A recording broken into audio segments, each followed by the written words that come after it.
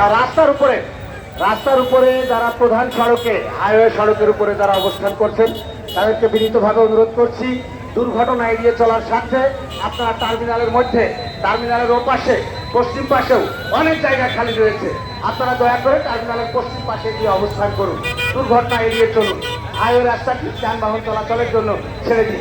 প্রিয় উপস্থিত বন্ধুরা, আমাদের মাঝে উপস্থিত রয়েছেন কালীগঞ্জ উপজেলা যুব দলের বিপ্লবী আহ্বায়ক সুজাউদ্দিন মাহমুদ পিয়াল সহ সকল যুগ্ম আহ্বায়ক বৃন্দ। 7 নম্বর রায়গ্রাম ইউনিয়নের বনখিদ্দা এলাকা থেকে আমাদের মাঝে একটি মিছিল এসেছে, আমরা তাদেরকে মঞ্চ থেকে শুভেচ্ছা এবং মোবারকবাদ জানাচ্ছি। আমাদের মাঝে উপস্থিত রয়েছেন জাতীয়তাবাদী স্বেচ্ছাসেবক দল কালীগঞ্জ উপজেলা শাখার আহ্বায়ক তোফাজ্জল হোসেন তপন সহ যুগ্ম আহ্বায়ক বৃন্দ এবং সকল নেতৃবৃন্দ।